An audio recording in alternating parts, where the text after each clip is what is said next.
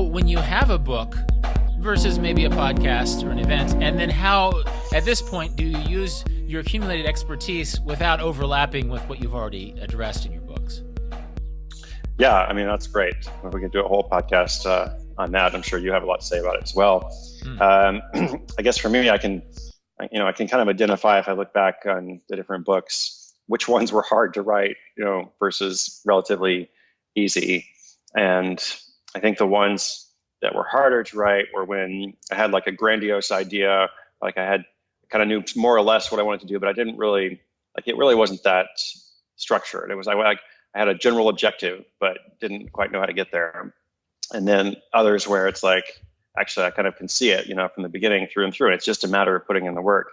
I think it's like, as I do this more and more, I think it's probably smarter, at least for me, to like choose projects in which kind of understand more or less how to get to the destination, because it's going to take twice as long, if I don't know that process in the beginning. Like I wrote this book called Side Hustle, and I did like this step format, step by step, 27 days, from idea to income. And I loved the writing process for it. It was the easiest book I've written, because I was like, all I need to spend some time working on this outline, and then I can tweak it as I go along. But basically I know from day to day what to work on. Whereas with the Happiness of Pursuit, that was like a bigger picture. It's like a quest. Okay, well, there's obviously you can create some structure for it, but it's going to be a little bit different than like, here's the 27 days, to create your, side hustle, your income generating project or whatever. So it's not like I want to do only like practical things going forward, but I want to make sure that I know what the vision is at the outset.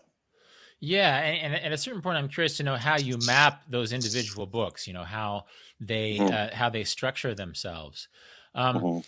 But also, I think, just for the sake of my listeners, and in fact, some listeners who think they might have a book in them, and I think a lot of people think that they do, is how do you know not just when to write a book, but when not to write a book? Because I've started teaching these big idea book boot camps, and sometimes I cringe a little bit when somebody says, "Well, I have this expertise that I've accumulated as a professional." And it can be any realms. And this is the icing on the cake. I just feel like this, basically they're saying this is my prestige project. That's basically the slam dunk to all this stuff. And it makes me cringe a little bit, because they're forgetting that there's a reader involved who you have to deliver for. So that in mind, for people who think they might have a book in them, what kind of advice can you give to them about what doesn't designate bookability? Yeah, that's a good word. I think, speaking of being an evangelist, for a long time, I was an evangelist about writing books, because that's what I always wanted to do. And I thought it was the coolest thing. So why wouldn't everybody else want to do that too?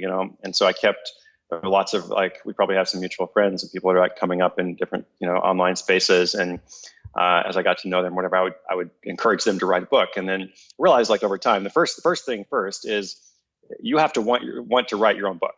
Like if writing a book is not something that you are really, really excited about, then you shouldn't do it. First of all, because as we know, there's so much involved with it, and the return on investment may not be that great. You may not actually reach a lot of people with it. So first things first, make sure you really want to do it.